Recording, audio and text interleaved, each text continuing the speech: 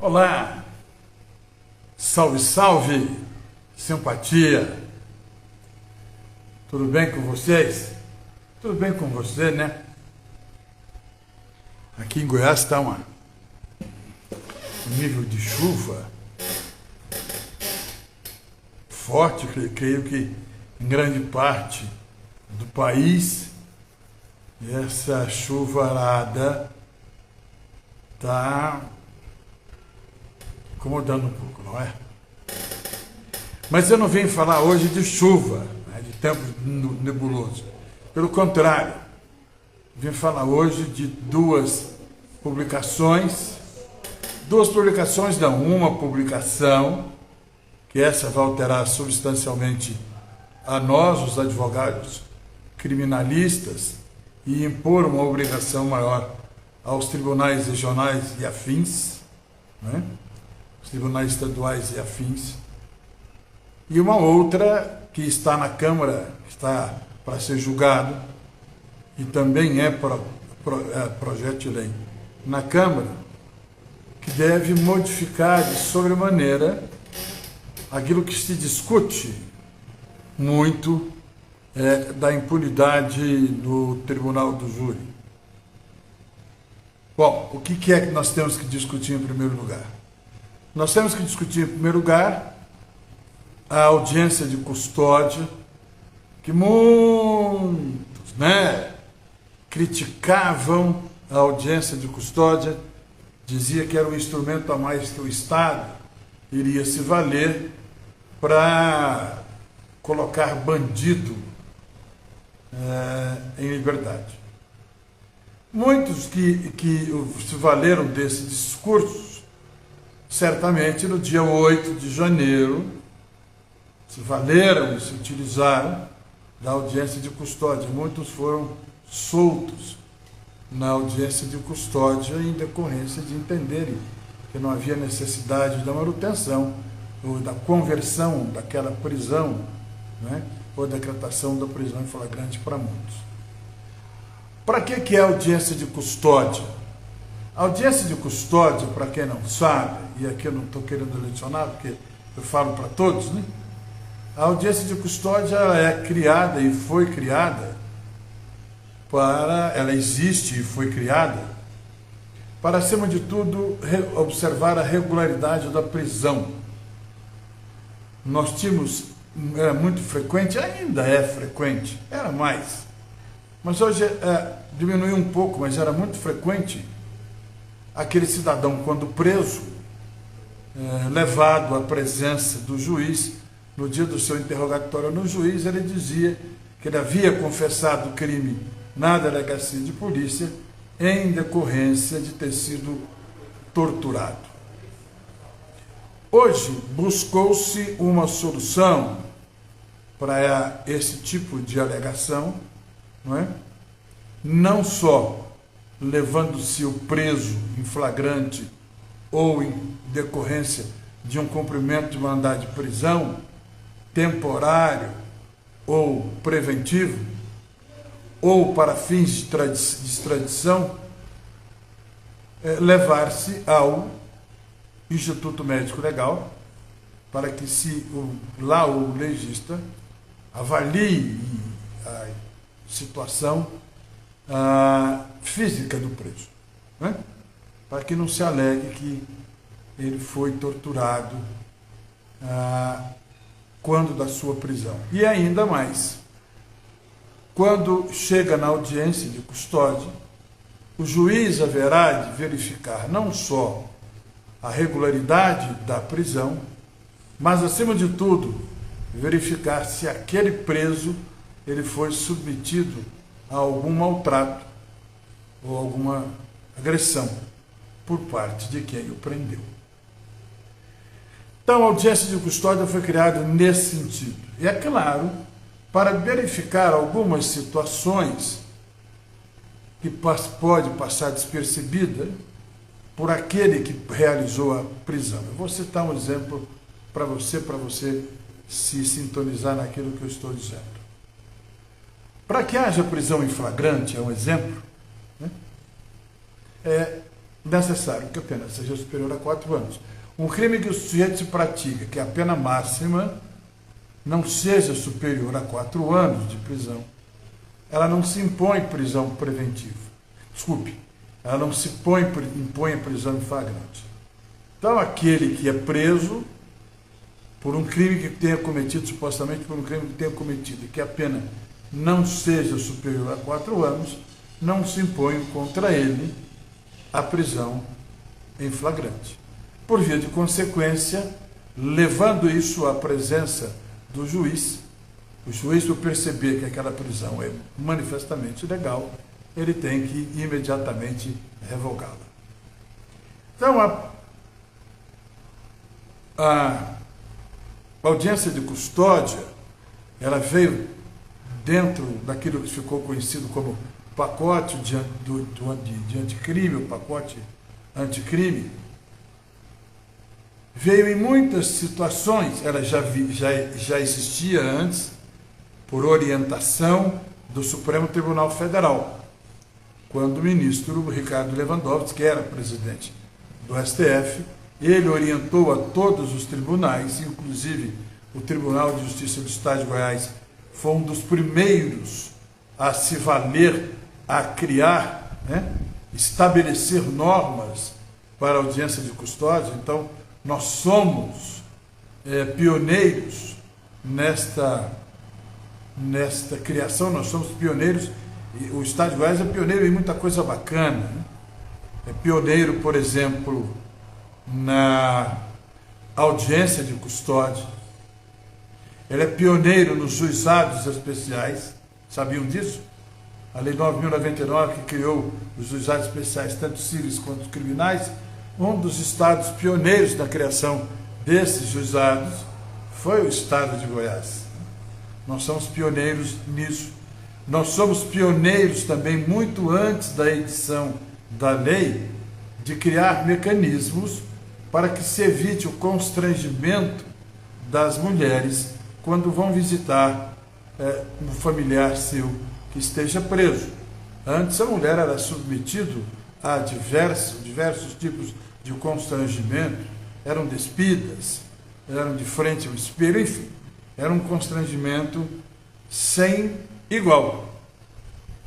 Sem igual.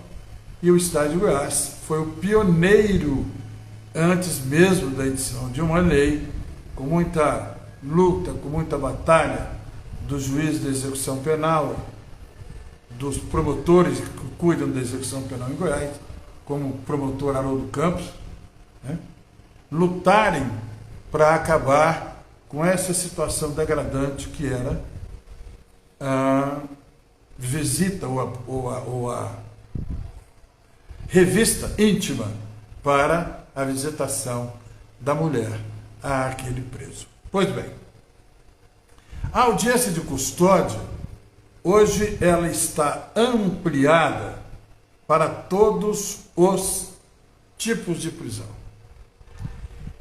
Eu acho, embora a medida adotada pelo Supremo e relatada pelo ministro Edson Fachin, as recomendações dele na reclamação que foi feita pela Defensoria Pública da União, ela vale para tipos diversos de prisão. Como eu disse, a prisão em flagrante, a prisão temporária, a prisão preventiva e a prisão para fins de extradição, que uns doutrinadores dizem que ela é uma prisão administrativa, outros dizem que não existe prisão administrativa no Brasil, mas nós ficamos nessa discussão doutrinária que no momento aqui não cabe a gente falar sobre ela. Nós temos que falar da audiência de custódia. Pois bem, todo aquele agora que for preso no Brasil, ele tem que ser levado perante a autoridade judiciária. Quando se fala autoridade judiciária, fala-se em dirigente processual, e em falar-se dirigente processual, fala-se no juiz de direito, ou no caso das ações originárias, na presença de um desembargador ou de um ministro. Vai depender da autoridade que seja presa e que se permita a prisão em flagrante para essas pessoas.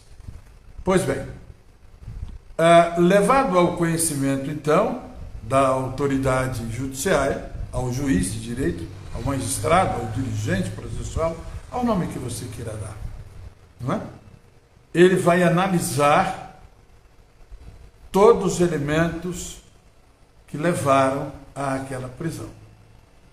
Se os requisitos estiverem preenchidos, principalmente no que se trata da prisão em flagrante, ele haverá de convertê-la em preventiva ou ele haverá de, atendendo a requerimento do Ministério Público, convertê-la em preventiva ou atendendo ao Ministério Público, sob a alegação da periculosidade do preso, ele pode aplicar ali as medidas cautelares, ou se ele entender que não era o caso de prisão em flagrante ou que havia alguma nulidade, ele simplesmente relaxar aquela prisão. Essas são as opções que tem o juiz de direito quando chega a ele numa audiência de custódia, uma prisão em flagrante, um comunicado de uma prisão desta forma. Mas, acima de tudo, eu quero deixar claro, por questões de humanitárias e de direitos humanos, obviamente, o juiz tem que verificar, acima de tudo, a integridade do preso. Integridade física do preso. Quando nós falamos de integridade física, nós estamos falando de saúde física e saúde mental, né? Então ele tem que observar todas essas circunstâncias. Quanto à prisão em virtude de mandato, então nós tínhamos anteriormente a prisão temporária. A prisão temporária ela se dá por força de um mandado de prisão, assim como a prisão preventiva se dá também por força de um mandado de prisão expedido por autoridade judiciária competente. Pois bem, o que era uma prática comum no Brasil e por que estendeu-se a prisão preventiva, a audiência de custódia para as prisões preventivas ou as prisões temporárias? Simples. Porque muitas vezes um cidadão é preso em estado diferente daquele que expediu-lhe o mandado de prisão.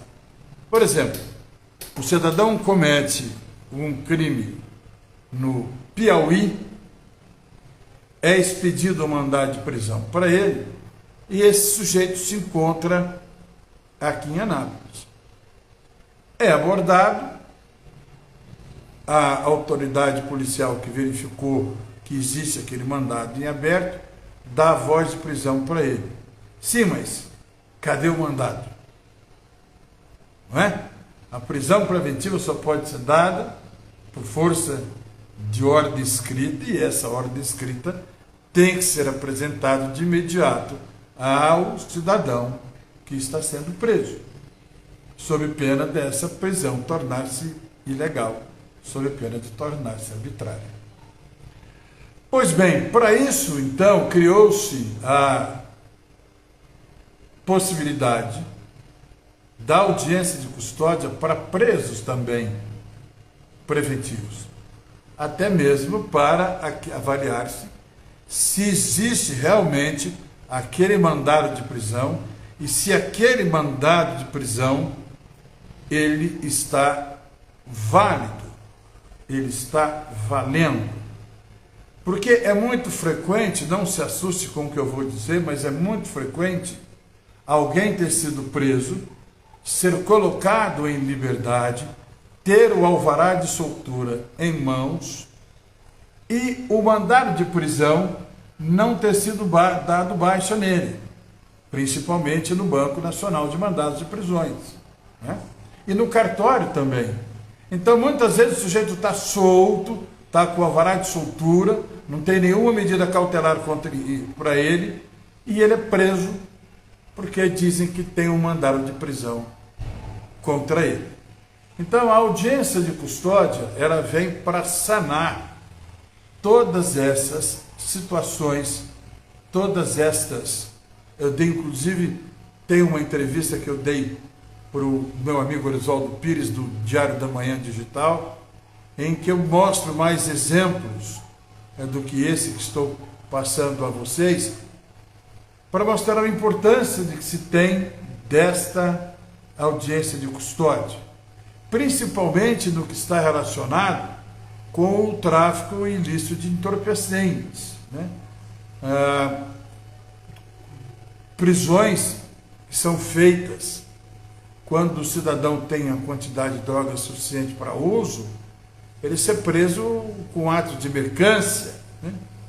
Mercancia, sob a alegação de que ele estava comercializando e não usando as drogas. Então, a audiência de custódia não é a panaceia para todos os males, não é a panaceia, ela não vai resolver todos os problemas das prisões ilegais que nós temos no Brasil. Mas ela é um filtro hoje, acima de tudo, de entrada no sistema prisional. Nós vivemos um momento em que o país está numa situação despenalizadora ou também desencarceradora, muito embora não tem como você desencarcerar a quantidade de presos no Brasil. O problema do encarceramento no Brasil passa por outras situações, passa por um modelo racista de prisão, passa por um modelo de repressão, passa por um modelo de vingança contra aquele que está preso e nunca como um processo ressocializador daquele que está lá. Então, a audiência de custódia vale também para descumprimento de medidas judiciais. É bom você, advogado, ficar atento a isso.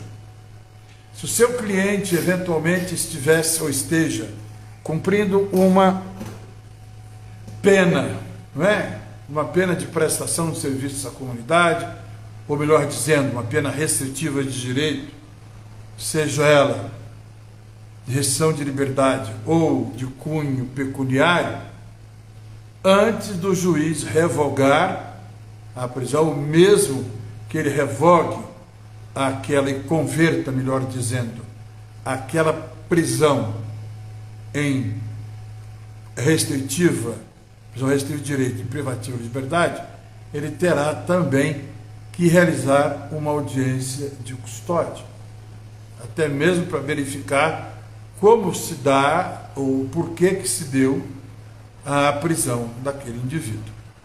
Então, hoje em dia, para ingresso no cárcere sob mandado de prisão, segundo o Supremo Tribunal Federal, e provavelmente deverá logo, não precisa nem transformar-se em súmula, ter uma súmula vinculante, porque já está etiquetado em lei no pacote anticrime. É bem verdade que o pacote anticrime ele já está muito desnaturado, e ele foi desnaturado desde o início, quando o ministro Luiz Fux suspendeu o juiz de custódia, que seria a solução para muitas prisões injustas, muitas decisões absurdas, muitas absolvições inexplicáveis e muitas condenações inadmissíveis.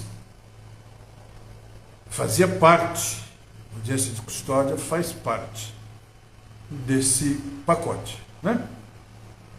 Que trouxe tanta novidade quanto o acordo de não persecução penal, que vem fazendo um sucesso muito grande, principalmente para os crimes de homicídio.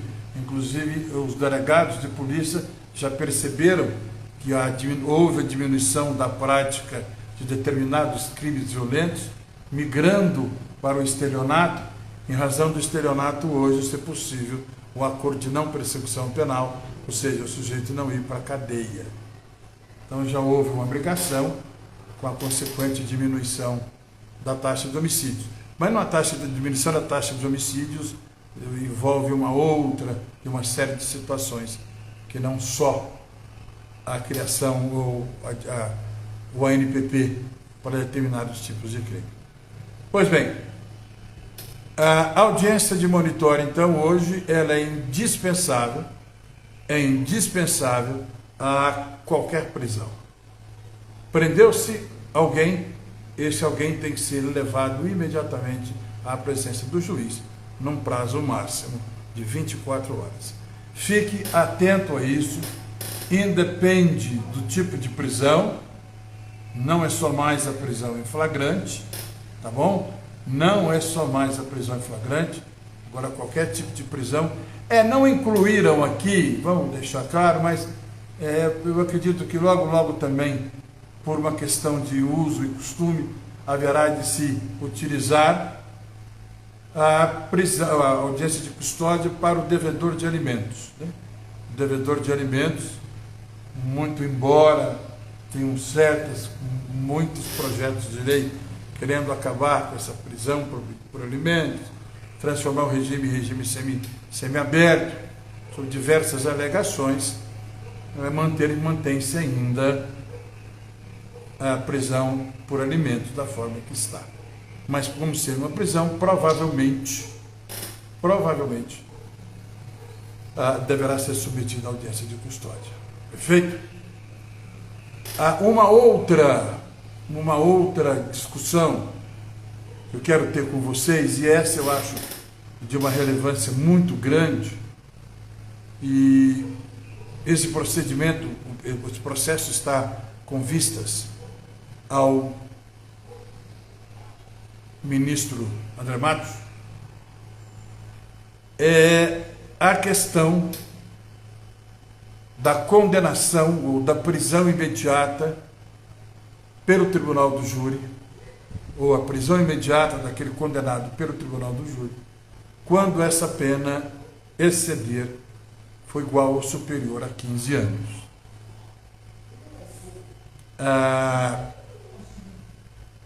Nós vimos e acompanhamos, inclusive, eu recomendo, se eu for recomendar filmes, e aqui eu vou ficar até amanhã cedo falando com você filmes que você deve assistir relacionados ao nosso ramo do direito, né? Eu aconselharia, por exemplo, você ver uma série que tem na Amazon, Posh. Como se escreve da válvula lá daquele do Herminius Posh, que é o alemão alquimista, B-O-S-H. E uma série na Netflix que trata, para quem acha que a questão da boate Kiss é uma questão que o Brasil esqueceu, há um documentário, eu recomendo que você veja, para que você veja o encontro e os desencontros que só no Brasil ele acostuma acontecer. Mas o que eu quero dizer é o seguinte, há um entendimento no Supremo, já com quase maioria formada, e isso haverá de trazer uma certa tranquilidade à sociedade, que é o cumprimento imediato de pena, quando a condenação pelo tribunal do júri for igual ou superior a 15 anos. Já viu? Doutor Hélio passando aqui, o grande tribuno, a nova geração de tribunos de Anápolis. Eu já sou da velha guarda, eu já me sinto decano, né? Eu já estou tendo o prazer de entrar no decanato da advocacia napolina. Isso para mim me faz muito bem.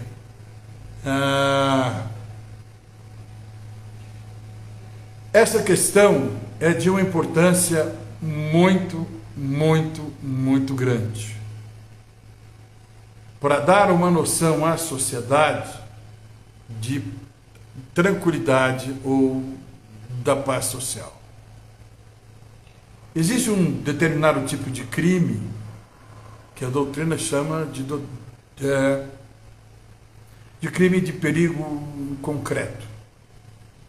Esse perigo concreto é a forma com que o crime foi praticado. E esses crimes tendem a atingir a paz social. A paz, a tranquilidade social, que você jamais não pode confundir com garantia da ordem pública. Tem muito tribunal por aí confundindo paz social com garantia de ordem pública. São duas situações completamente diferentes. Quando se fala em perigo em concreto, saudações, Dr. Luciano Caetano também, meu querido aluno hoje já, ex-aluno hoje já, mestre na advocacia anapolina. Saudações. Ou saudações para todos os que já chegaram, todos que já foram embora, todos que aqui estão. Pois bem, há uma noção de intranquilidade muito grande quando determinados delitos são praticados. E a preocupação é como manter quem praticou esse crime preso. O Supremo definiu a questão do perigo em concreto. O perigo em abstrato, é para você entender, quando o motorista embriagado sai dirigindo pelas ruas da cidade. Deu para você entender? Pelo fato de ele estar dirigindo, abstratamente, ou ele pode causar um acidente. Então, esse perigo é em abstrato. Agora, quando um cidadão comete crime grave, por exemplo, um homicídio, esse homicídio, ele teve uma forma pela qual ele foi praticado, chamado modus operandi. Essa expressão está voltando a ser muito utilizada no direito, modus operandi. E esse modus operandi, junto com a personalidade do agente, se é ou não voltado para o crime, ela pode influir na decretação da prisão preventiva. E o homicídio é daqueles crimes que o cidadão, uma vez condenado, uma vez preso, melhor ainda, pela prática de homicídio, ele praticou um crime em concreto. O perigo em concreto. Está ali demonstrado a periculosidade de imediato daquele agente, salvo se o próprio sistema pré-processual, o inquérito policial, tenha dito que ele tenha agido sobre uma das excludentes de ilicitude, de culpabilidade, e assim impedindo que seja preso.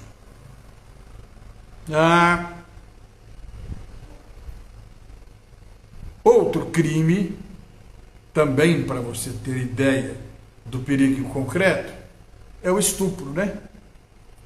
O estupro é um crime que demonstra toda a periculosidade em concreto do agente, porque, via de regra, a violência ela é presumida ou ela é real. Aquele cidadão que coloca um medicamento, uma beberagem qualquer, e dá para uma garota, uma mulher ingerir, ou um outro homem ingerir, para que isso facilite a prática do crime, isso é um estupro presumido, né? Muito embora a pessoa não seja menor de idade, menor de 14 anos, como diz a lei. É uma das presunções que se tem de violência. E essa prática, essa forma do agente agir, essa forma subreptícia do agente agir, essa forma sorrelfa do agente agir, isso transmite um perigo, e esse perigo é concreto. E estava vendo, de certa forma, uma desproporção desse perigo concreto. Há crimes que o sujeito praticamente preso, ele ia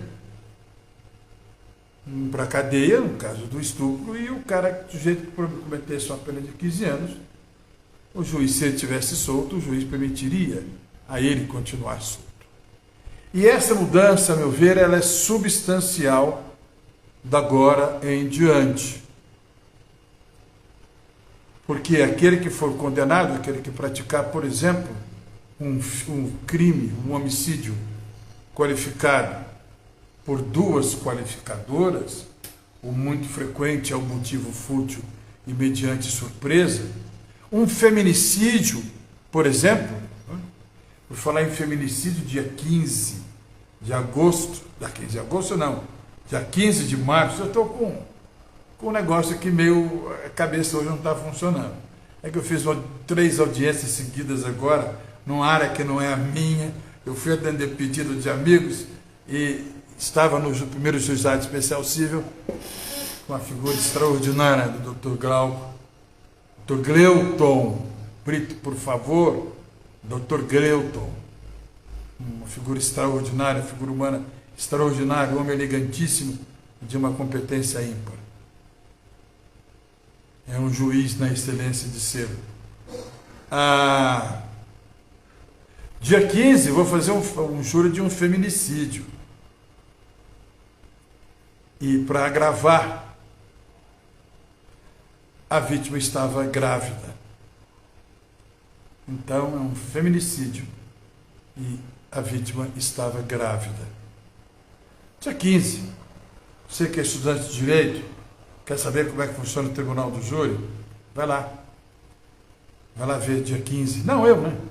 Vai lá ver, já tá tendo sessões, a sessão periódica de março começou. Vai lá ver o Tribunal do Júri, conhecer e ver como é que é. Então, ainda não está valendo. Houve uma mudança agora no regimento interno do Supremo Tribunal Federal. Por favor, você, colega, dê uma lida, alterou substancialmente os prazos no regimento interno do Supremo Tribunal Federal. Alguns prazos dilataram, outros se encolheram. E, inclusive, agora tentou-se acabar com essa história do ministro pedir vistas do processo e ficar com ele ad eterno, ad perpétuo, sem devolvê-lo e aquela questão social não ser resolvida. Isso agora, a Rafaela, essa moça foi minha aluna, salvo melhor engano, na Raízes. Na Raízes, a Rafaela foi minha aluna, salvo melhor engano, na Raízes. O Luciano, claro, foi meu aluno na Uni Evangélica, não tem como esquecer dessa figura extraordinária, que era amigo de meu pai. Então, eu brinco com ele, o moço da cabeça de fogo, que ele é bem ruivo, sujeito, um advogado muito competente. Meu amigo Abner está aqui. Meu amigo Abner, o pai dele foi meu colega de infância. Marina Beatriz está aqui também. Quem mais que está por aqui? A Marne Schneider.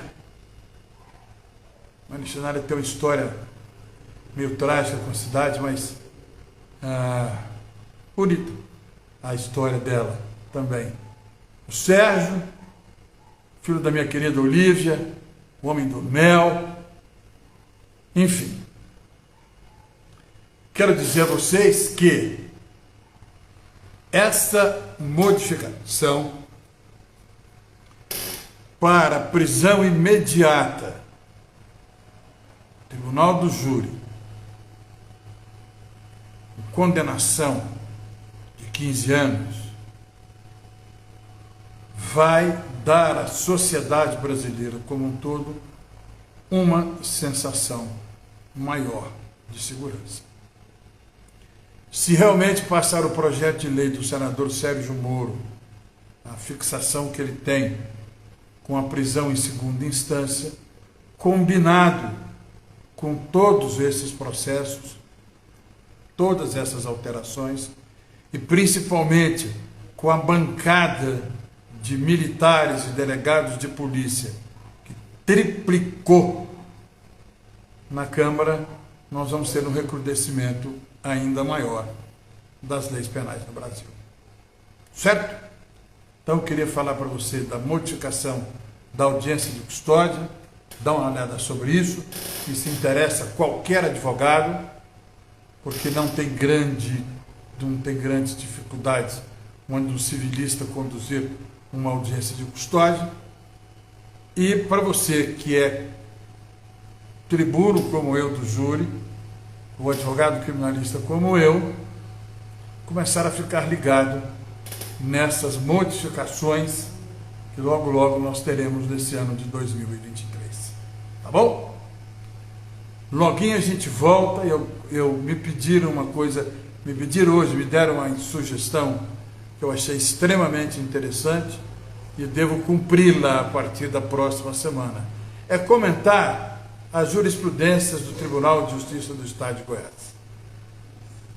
Eu achei interessante esta noção, afinal de contas, nós aqui atuamos, é o nosso tribunal, é a nossa Corte Suprema, é o Tribunal de Justiça do Estado de Goiás, e você, que é de outro estado, vai saber mais ou menos, ter uma noção mais ou menos de como é o nosso tribunal. Já adianta você que é um tribunal de uma linha fortemente conservadora. Obrigado, fiquem com Deus, sigam os ensinamentos do Cristo Jesus e, por favor, sejam felizes. Tchau.